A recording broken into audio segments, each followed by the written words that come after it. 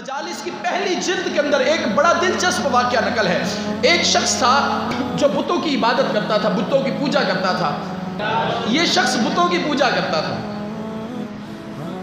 کسی مصیبت کے اندر مبتلا ہو گیا۔ جب مصیبت میں مبتلا ہوا تو اس نے بتوں کے سامنے جانا شروع کیا۔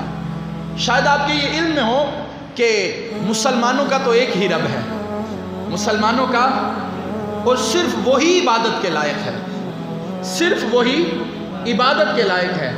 اللہ کے سوا کوئی معبود، اللہ کے سوا کوئی عبادت کے لائق، یہی ترجمہ ہے لا الہ الا اللہ، کوئی معبود نہیں سوائے اللہ کے، کوئی رب نہیں سوائے اللہ کے، کوئی عبادت کے لائق نہیں سوائے اللہ کے۔ لیکن کافروں کا کیا عقیدہ ہے؟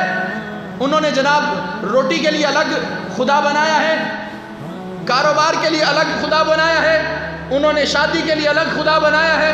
یوں کرتے کرتے کعبے کے اندر 360 بت جمع ہو گئے، ہر کام کے لیے الگ۔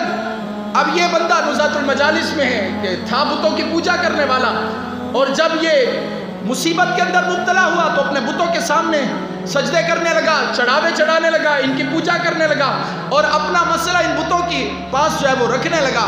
لیکن اس کا معاملہ حل نہ ہوا، اس قدر پریشان ہو گیا کہ اسے سمجھ نہ آئے کہ اپنے تو سارے خداؤں کے آگے جو ہے سجدہ ریز ہو چکا ہوں، لیکن میرا معاملہ نہیں بنا، اب کیوں نہ میں مسلمانوں کے رب کی بارگاہ میں فریاد کروں۔ یہ کیفیت تھی جو اس کے دل میں پیدا ہوئی، لہٰذا اس نے اپنے دل میں یہ ٹھان لی کہ میں سچے دل سے مسلمانوں کے رب کو پکارتا ہوں۔ لہٰذا اس نے آسمان کی طرف منہ کیا اور کہنے لگا اے اللہ، صرف اس نے اتنا کہا کہ آسمان سے ندا آئی لبیک یا عبدی، اے میرے بندے میں حاضر، اے میرے بندے میں حاضر، اے میرے بندے میں موجود، مانگ تو کیا مانگتا ہے، طلب کر، تجھے کس چیز کی طلب ہے، بیان کرتا کہ تیری مراد پوری کی جائے۔ وہ شخص بڑا حیران ہوا کہ میں تو کافر ہوں، میں تو بتوں کی پوجا کرنے والا ہوں، لیکن دوسری طرف فرشتوں نے بھی جب یہ ماجرا دیکھا عرض کرنے لگے اے ہمارے پروردگار، وہ شخص تو بتوں کی پوجا کرنے والا ہے، ساری زندگی ان کے سامنے سجدہ ریز ہونے لگا، اور اے میرے اللہ، اس نے تیری بارگاہ میں صرف ایک بار التجا کی اور تو نے اس کی فریاد کو سن لیا اور فرمایا لبیک یا عبدی، اے میرے بندے میں حاضر ہوں، اے رب تو نے ایسا کیوں کیا، حالانکہ وہ شخص تو تیرا مجرم ہے۔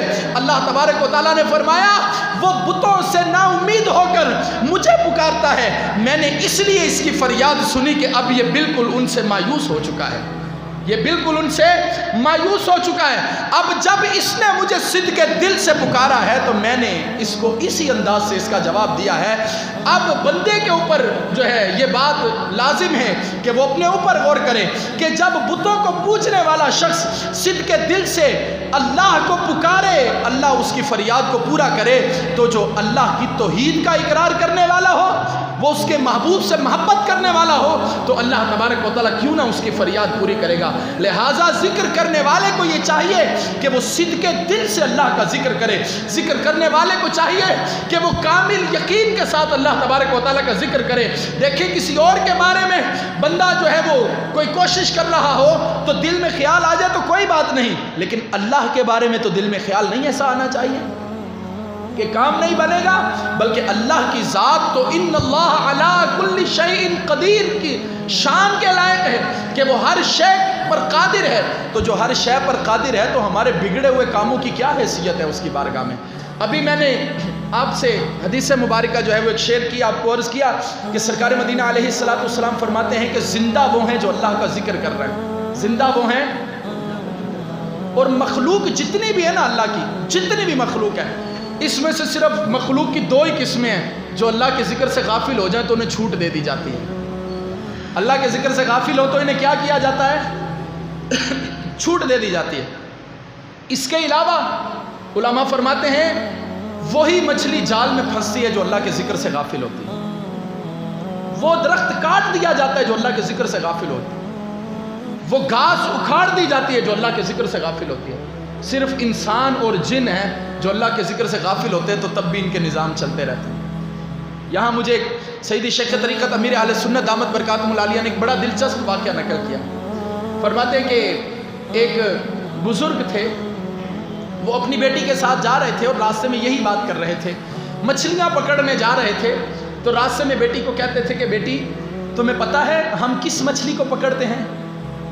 उसने कहा बाबा किस मछली को पकड़ते हैं? कहा जो मछली अल्लाह के जिक्र से गाफिल होती है वो फंस जाती है और फिर वो हमारे हाथ आ जाती है। ये बात करके बेटी के साथ चले गए। जब दरिया पर पहुँचे तो आप मछलियाँ पकड़ते और अपनी बेटी को कहते कि इसे टोकरी में डालती जाओ। अब बेटी पकड़ती रही, यहाँ तक कि शाम हो गई। शाम के वक़्त जब वापस जाने लगे तो आपने देखा कि टोकरी बिल्कुल खाली है। तो बेटी से कहा कि बेटी क्या हुआ, इतनी मछलियाँ जमा की, वो कहाँ चली गई? उसने कहा बाबा जब भी आप मुझे कोई मछली पकड़ाते थे तो मेरे दिल में ये ख्याल आता था कि ये तो गाफिल है। मैं उसे ये कहकर छोड़ देती थी कि अब अल्लाह के ज़िक्र से गाफिल ना होना। मैं उसे ये कहकर क्या करती थी, छोड़ देती थी कि अब अल्लाह के ज़िक्र से गाफिल ना होना। और यही कैफियत इंसान की है। इंसान पूरी ज़िंदगी, जबकि उसके रब ने उसे फरमाया कि तुम्हें ज़िंदगी इसलिए दी गई, अल्लज़ी खलक़ल मौत वल हयात लियब्लुवकुम अय्युकुम अहसनु अमला, कि तुम्हारे अंदर ज़िंदगी और मौत को इसीलिए पैदा किया गया था कि तुम्हारी जांच हो कि तुम में कौन अच्छे अमाल करके लौटता है। वमा खलक़तुल जिन्न वल इंसा इल्ला लियअबुदून, कि हमने जिन्नों और इंसानों को फ़कत अपनी इबादत के लिए पैदा किया। हमने जिन्न और इंसान इतने ही पैदा किए कि हमारी इबादत करें।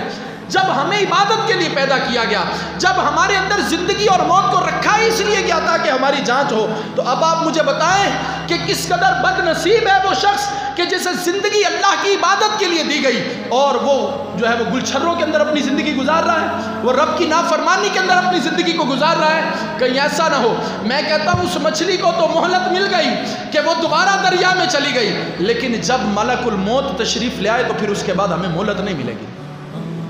जब किसी बंदे को कब्र में रखा जाएगा तो वो रब से अर्ज करेगा परवरदिगार सिर्फ इतनी मोहलत दे दे कि मैं दुनिया में वापस चला जाऊं और एक सजदा कर लूं। सिर्फ इतनी मोहलत दे दे कि मैं सिर्फ 2 रकातें ही पढ़ लूं। बल्कि मैं एक रिवायत में पढ़ रहा था कि बंदा जब कब्र में चला जाता है तो अगर उसे ये कहा जाए कि तुम्हें सारी दुनिया दी जाएगी और इसकी तमाम नेमतें दी जाएंगी तो तुम क्या चाहोगे? वो कहेगा कि मैं सारी नेमतें दे दूंगा उस बंदे को जो मुझे सिर्फ अथॉरिटी दे दे, इतना इख्तियार दे दे कि मैं दुनिया में जाकर सिर्फ 2 रकतें पढ़ के आ जाऊँ। लेकिन उस वक़्त किसी को इतनी अथॉरिटी और इतनी इजाज़त नहीं मिलेगा। तो आज जो सांसें हमारी चल रही हैं, आज जो हमारी ज़िंदगी का निज़ाम चल रहा है, तो फिर उसमें हमें कोशिश करनी चाहिए कि नहीं अल्लाह तबारक व तआला का ज़िक्र करने के हवाले से। अल्लाह करे कि हम अल्लाह तबारक व तआला का ज़िक्र करते रहें।